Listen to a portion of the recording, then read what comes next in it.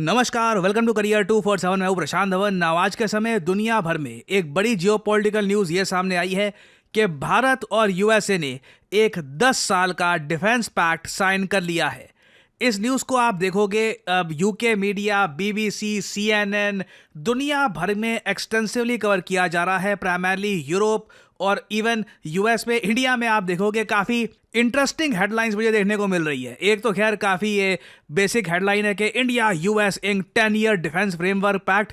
एक मैंने देखा, चाइना का सबसे ज्यादा बुरा सपना, China's worst nightmare, US India ने 10 साल का मिलिट्री पैक्ट साइन कर लिया है। एज पेंटागन ने बोला है कि इंडिया के साथ रिलेशंस कभी स्ट्रांग इतने हुए नहीं है। वेल, अब मैं क्या बोलूँ, देखो थोड़ी सी यहाँ पे आज के समय दुनिया भर में सेंसेशनलाइजेशन हो रही है, ठीक है, क्योंकि ये जो 10 साल का डिफेंस फ्रेमवर्क वाला पैक्ट है ये पहली बार साइन नहीं किया। एक्चुअली ये मैं आपको बताता हूँ शुरू कब हुआ था।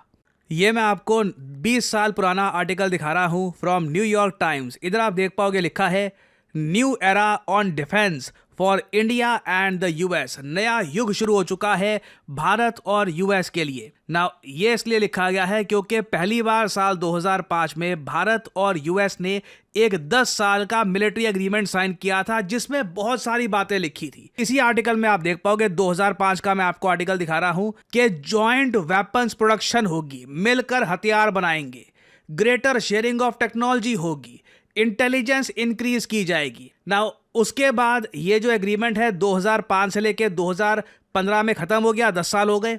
फिर 10 साल बाद फिर से इसको साइन कर लिया गया। अब 2015 से हम 2025 में आ गए हैं, फिर से हम यहाँ पे साइन कर रहे हैं और फिर से आप देखोगे सेम हेडलाइन आपको मिलेगी, नया चैप्टर, नई शुरुआत, अब सब कुछ नया है। और वर्ल्ड मीडिया ऑब्वियसली इस 10 साल के डिफेंस पैक्ट को एक्सटेंसिवली इसलिए कवर कर रहा है क्योंकि इंडिया यूएस के रिलेशंस के बीच में आज के समय टेंशंस है। ये आपको हर जगह लिखा हुआ मिलेगा कि US India hail new 10-year defence pact despite tensions के बावजूद दोनों देशों ने ये 10 साल का डिफेंस पैक्ट साइन किया है। नाउ अब आप अगर मुझसे पूछें ये डिफेंस पैक्ट को कितने साल हो गए, अब टोटल 20 साल से ये डिफेंस पैक्ट चल रहा है, ठीक है। अब जो ये डिफेंस पैक्ट में इनिशियली बात लिखी हुई थी जॉइंट वेपन्स प्रोडक्शन की, क्या ये हो पाई है? तो इसका आंसर है नहीं। तो ओवरऑल अभी तक मैं कहूंगा ये जो डिफेंस पैक्ट हम साइन करते हैं ना, ये बस कागज पे एक साइन हो जाते हैं। दोनों कंट्रीज के रक्षा मंत्री और डिफेंस सेक्रेटरी, अब तो खैर सेक्रेटरी ऑफ वॉर, ये मिलते हैं। इस बार तो खैर इंटरेस्टिंग बात देखिए, पीट हेग्सेथ जो यूएसए के सेक्रेटरी ऑफ वॉर है ये भारत नहीं आए। ये और राजनाथ सिंह जी मिले हैं मलेशिया में जाकर ये 10 साल के लिए इसको एक्सटेंड कर दिया गया है। और आप अगर कंपेयर करोगे इंडिया यूएस पार्टनरशिप को with India France partnership with या फिर इंडिया इजराइल पार्टनरशिप, वेल एक इंटरेस्टिंग बात यह है इजराइल के साथ भारत आज के समय मिलकर वेपन्स प्रोड्यूस कर रहा है।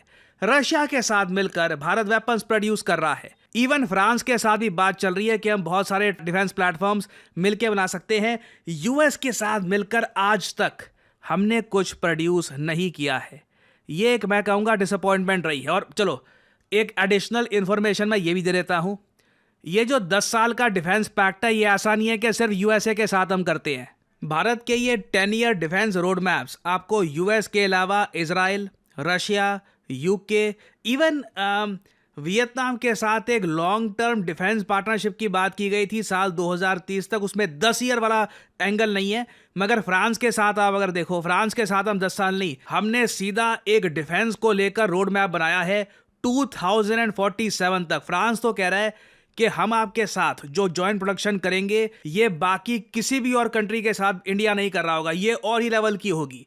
फिर ऑस्ट्रेलिया, जापान के साथ भी आप अगर देखो तो डिफेंस एग्रीमेंट्स एग्जिस्ट करते हैं, मगर कोई स्पेसिफाइड डेट नहीं है कि ये इतने लंबे समय तक ये एग्रीमेंट लास्ट करेगा। तो भारत ने जिस कंट्री के साथ भी ये डिफेंस एग्रीमेंट साइन किए हैं कि जी मिलकर हथियार बनाएंगे, टेक्नोलॉजी शेयर करेंगे, इनमें 2 सबसे ज्यादा बेनिफिशियल फायदेमंद एग्रीमेंट्स अगर मेरे हिसाब से हैं तो पहला है इजराइल का। इजराइल के साथ मिलकर जैसे आप लोग जानते हैं भारत ने बराक 8 मिसाइल डेवलप किया है। उसके अलावा रशिया के साथ जैसे आप लोग जानते हैं हमने ब्रह्मोस मिसाइल डेवलप किया है जो हमने बाकी कंट्रीज को बेचा भी है। फिलीपींस को इंडिया और रशिया ने एक मिसाइल जॉइंटली डेवलप करके बेचा है। ये है एक जेन्युइन प्रोग्रेस। जब इंडिया और यूएस ऐसा कर पाएंगे, जैसे बराक 8 है या फिर ब्रह्मोस है या फिर इजराइल के साथ मिलकर हमने जो बहुत सारे अभी ड्रोन्स बनाने स्टार्ट कर दिए हैं, जो रिसेंटली हमने पाकिस्तान के अगेंस्ट एक्सटेंसिवली यूज़ किए थे, जब तक इंडिया यूएस वहाँ तक पहुँचते नहीं है ना, कुछ आप कह लीजिए ग्राउंड पर ज़्यादा कुछ आगे तरक्की दिखेगी नहीं। अब कह रहे हैं वैसे स्ट्राइकर एक व्हीकल है, वो इंडिया यूएस मिलके बनाएंगे, उसका क्या होगा कुछ अभी अभी क्लियर है नहीं। और साथ ही साथ एक वैसे मुझे एक इंटरेस्टिंग बात ये भी ऐड करनी पड़ेगी, यूएस के साथ हमें सबसे ज़्यादा फायदा हुआ है इस एग्रीमेंट का कि यूएसए को सबसे ज़्यादा हम डिफेंस आइटम्स एक्सपोर्ट करते हैं। इसमें होते हैं एयरक्राफ्ट के parts, bullets, vests, helmets, various type का डिफेंस इक्विपमेंट। इंडिया के जो टोटल डिफेंस एक्सपोर्ट्स है ना, इसमें से आज के समय 50% ये सिर्फ यूएस को जा रहे हैं। जी हाँ, यूएस हमारे लिए, ये कई लोग जानते नहीं है, यूएस भारत की सबसे बड़ी डिफेंस एक्सपोर्ट मार्केट है। बिलियंस का यहाँ पे सौदा होता है। इधर आप देख पाओगे India's defence exports to the United States has grown to an account of 50% of total exports. That is insane. एक सिंगल कंट्री का। मुझे हालांकि भगवान ना करे ऐसा हो, बट एक मुझे बात मेंशन करनी पड़ेगी। कल को ट्रम्प का मन कर गया और ये बोल दिया कि जी हम उन कंट्री से डिफेंस आइटम्स नहीं परचेज करेंगे जो रशिया से ऑयल लेते हैं या फिर कुछ करते हैं, तो उस केस में हमारा काफ़ी लॉस हो सकता है। सडनली भारत के जो डिफेंस एक्सपोर्ट्स हैं ये गिर सकते हैं इन अ लार्ज वे। तो जो ये 10 ईयर वाला रोड मैप है ना, इसमें बिल्कुल कई कमियां मुझको दिखती हैं कि ये सब चीज़ें हम नहीं कर पाए। इजराइल और रशिया के साथ जो हमारे डिफेंस के रिलेशंस हैं वहां तक हम नहीं पहुंच पाए, but at the same time US की मार्केट का भारत को बड़ा फायदा मिला है। और भारत में आप देखोगे सडनली थोड़ी बहुत एक पॉजिटिव न्यूज़ भी फैल रही है रिगार्डिंग यूएस। नहीं तो डोनाल्ड ट्रम्प ने जो स्टेटमेंट्स दी हैं कि इंडिया की इकोनॉमी डेड है और बहुत सारी नेगेटिव बातें मतलब ट्रम्प ने जो बोली हैं, काफ़ी मतलब अजीबोगरीब स्टेटमेंट्स दी हैं। कई बार ये भी दोहराते रहे कि 7 फाइटर जेट्स गिर दिए गए ऑपरेशन सिंदूर के दौरान, 7 नए फाइटर जेट्स।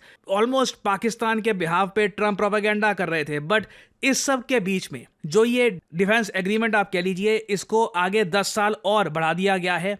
ये कुछ हद तक एक पॉजिटिव न्यूज़ है। It is a welcome news. मैं ये बिल्कुल नहीं कहूँगा कि क्या इसको साइन करने से क्या मिलता है जब ट्रम्प ऐसी स्टेटमेंट दे, नहीं। It is useful, it is very useful. And I think मैं अभी भी ये बात रिपीट करूँगा, I think India US relations long term में ग्रो करते रहेंगे, क्योंकि अगेन आप देखो यूएस की बड़ी कंपनीज इंडिया में इन्वेस्ट करती जा रही हैं। चाहे गूगल हो, $15 बिलियन की इन्वेस्टमेंट, रिलायंस के साथ यूएस का सबसे बड़ा जो म्यूचुअल फंड हाउस है ब्लैक रॉक, ये कोलैबोरेशन कर रहा है। दोनों इकोनॉमीज आपस में इंटीग्रेट करती जा रही हैं। कॉन्स्टेंटली डील्स हो रही हैं। चाहे मेटा की बिलियंस ऑफ डॉलर्स की इन्वेस्टमेंट हो RIL में, जियो में। अभी बस कुछ समय के लिए मैं ये कहूँगा कि डोनाल्ड ट्रंप काफ़ी अग्रेसिवली इंडिया के अगेंस्ट बोल रहे हैं, बट इन द फ्यूचर अगर मान लीजिए कल को एक रीजनेबल प्रेसिडेंट आता है यूएसए में जो काफ़ी हद तक इंडिया के साथ रिलेशंस इंप्रूव करना चाहते हैं और उनका एक स्टेबल फॉरेन पॉलिसी आउटलुक है, तो आप देखेंगे इंडिया यूएस रिलेशन से रिलेटेड काफ़ी अच्छी न्यूज़ भी आ सकती है। हु नोस, इवन ट्रंप का मैं कहूँगा एक बार मिड टर्म इलेक्शंस खत्म हो गए, हो सकता है कि अपने टेन्योर के आखिरी 2 सालों में ये बहुत ज़्यादा प्रो इंडिया खुद को दिखाने का प्रयास करे, क्योंकि कहीं ना कहीं जो डैमेज हो चुका है उसको रिपेयर करने की भी आवश्यकता है। So for the time being एक अच्छी डेवलपमेंट है। इसके जो प्रोज एंड कॉन्स हैं दोनों मैंने आपको बता दिए हैं।